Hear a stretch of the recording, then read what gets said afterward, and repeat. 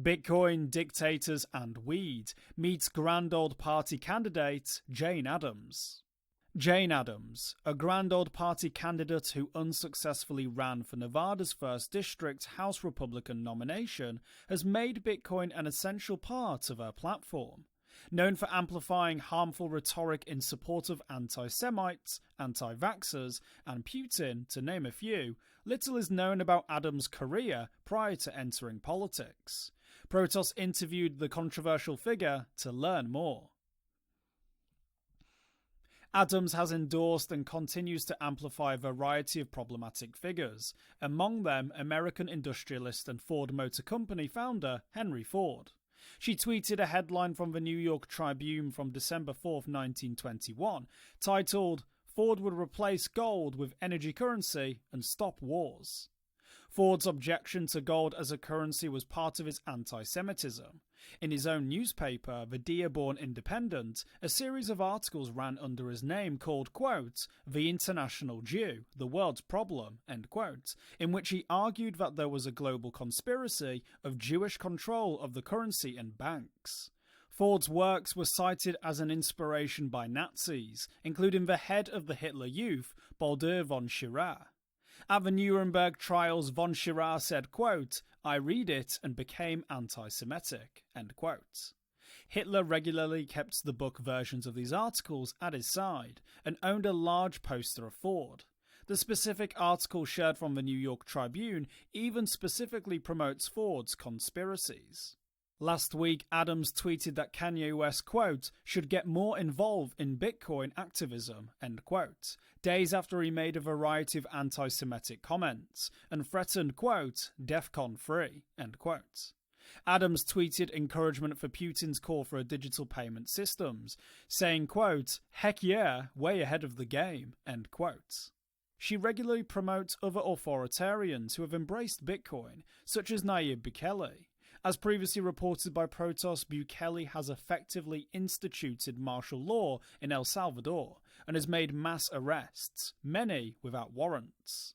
She's also expressed a variety of other problematic statements, including anti-vaccine posts like this one, which refers to those who did not receive the vaccine as, quote, "pure bloods," and asking if mixing with those who received the vaccine is considered, quote, "eugenics," end quote. Claiming the cryptocurrency collapse, which was a byproduct of irresponsible lending, speculation and fraud, was actually a, quote, "con orchestrated by the Federal Reserve, CIA, academia, establishment politicians, and legacy media," end quote. Addams believes the US government should cut spending urgently before its debt destroys Americans, and that it should spend $1 trillion buying Bitcoin. She described the invasion of Ukraine by Russia as a, quote, "US money grab," end quote. Further, she's made financially illiterate statements about the nature of banks' derivative tradings, with the claim that, quote, "a crash is imminent and the economics fallout will be horrific," end quote.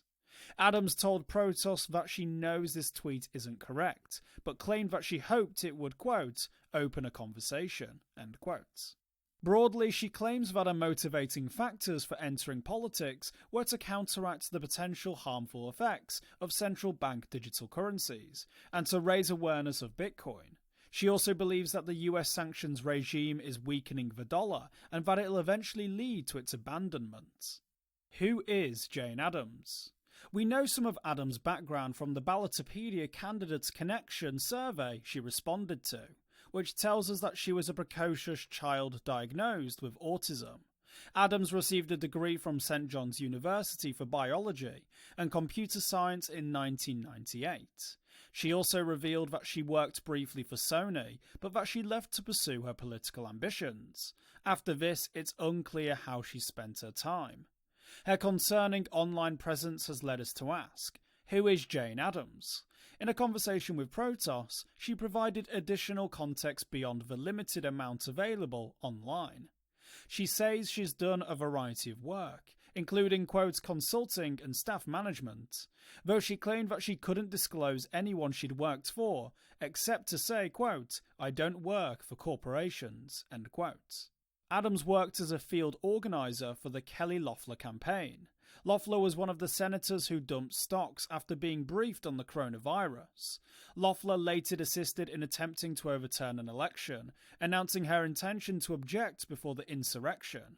She would eventually vote to certify after the insurrection. Her other political work has involved the local Republican Party. Adams told Protos she consulted on the campaign for Jack Paulson when he ran for the Nevada State Assembly in 2020. She claims to have consulted on several other campaigns as well, though she would not disclose with who. She noted that she's only been involved in politics for the last 5 years. Before then, she travelled around the world, including to Myanmar, where she helped a business that sold palm wraps for cannabis. She explained that she'd done a variety of other work in the cannabis industry, noting one business she collaborated with produced £90,000 of cannabis per year.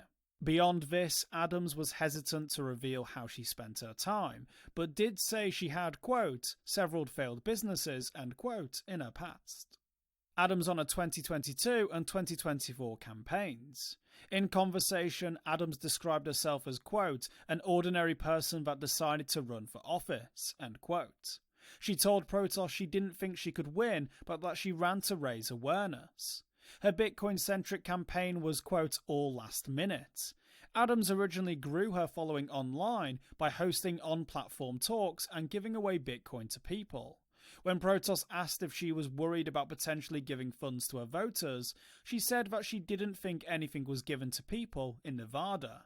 She also claimed that Jack Paulson, whom she had consulted for, had wanted to give voters gifts. Paulson has not yet responded to a request for comment on that issue. She also told Protos that she didn't have a campaign manager, but is considering hiring one for a 2024 campaign.